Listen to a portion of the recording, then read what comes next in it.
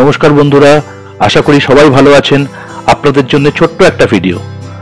আমরা যেদিন কাশ্মীর থেকে ফিরি, যারা আমার বন্ধুরা যারা আমার কাশ্মীর সিরিজ দেখেছেন, সেদিন বিকেলে আমাদের জম্মু থেকে দিল্লির যাওয়ার ট্রেন ছিল। তো আমরা সারাটা দিন একটু টাইম পেয়েছিলাম জম্মুতে থাকার। সেই সুবাদে আমরা দুপুরের পরে একবার জম্মুর বিখ্যাত হিন্দু মন্দির, যেটা রঘুনাথজি মন্দির বলা হয়, রঘুনাথ মন্দির, সেখানে একটু ঘুরতে গেছিলাম। সেটিরই একটা ছোট্ট ভিডিও আপনাদের সামনে আমি উপস্থিত করছি। দেখুন, হয়তো ভালো লাগবে।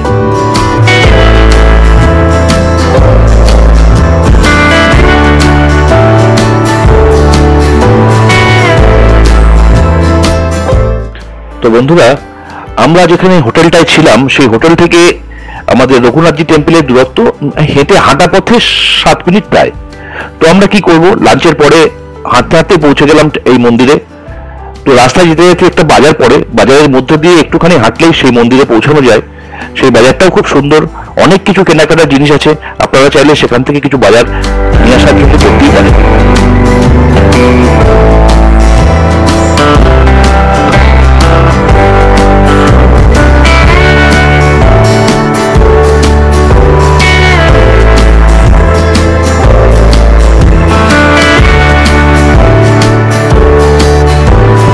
রঘুনাথ মন্দির হচ্ছে নিজস্ব শিখর সংবলিত 7টি হিন্দু মন্দিরের সমষ্টি।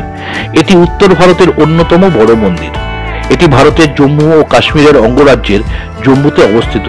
মন্দিরটি 1822 থেকে 1860 সালের মধ্যে জামোয়াল রাজপুত গোষ্ঠীর মহারাজা গুলাব সিং ও তার পুত্র মহারাজা রণবীর সিং তৈরি করেন। মন্দিরে অনেকগুলো দেবতার মূর্তি থাকলেও প্রধান দেবতা হচ্ছে বিষ্ণুর অবতার রাম। মন্দিরের পেঁচানো এবং স্বর্ণখচিত স্তম্ভগুলোতে মুঘল স্থাপত্যের চিহ্নও দেখা যায়। তবে প্রধান মন্দিরের উপর স্তম্ভটি শিখ স্থাপত্য অনুসারে তৈরি।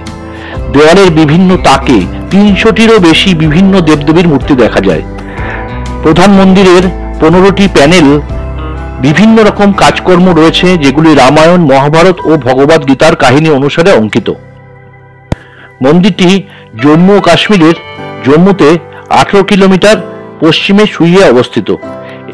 এই শহরে সড়ক, রেল ও আকাশপথে যাতায়াতের অনেক সুবিধা আছে।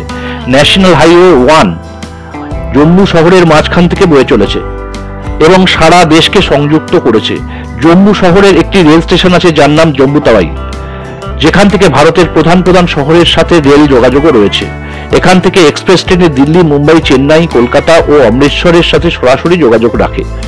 জম্মু এয়ারপোর্ট থেকে ভারতের বিভিন্ন শহরে, যেমন দিল্লি, লে এবং শ্রীনগর, কলকাতা, সমস্ত জায়গাতেই যাওয়া যায়।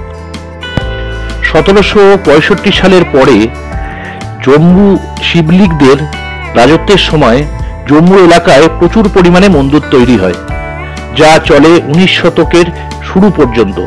শাসকেরা পেঁচানো আকৃতির মন্দির তৈরি করেন, যা ছিল ইট দিয়ে তৈরি। উপরে থাকতো উজ্জ্বল রঙের কলস বা শিখর। 1822 সালে জম্মুর শাসক মহারাজা গুলাব সিং এমনই একটি মন্দির তৈরি করেন, যা উৎসর্গ করা হয় গুরু বাবা প্রেমদাসকে। 1860 সালে তার ছেলে মহারাজা রণবীর সিং এর নির্মাণ শেষ করেন। তবে মন্দিরের প্রবেশপথে ব্রাহ্মী ভাষায় উল্লেখিত একটি লেখায় গুলাব সিং এবং তার ভাই ধ্যান সিংকে এই মন্দিরের প্রতিষ্ঠাতাও বলা হয়। রণবীর সিং এর রাজত্বের সময় এই মন্দিরে অনেক ব্রাহ্মণ শিক্ষার্থী সংস্কৃত শিক্ষা লাভ করে।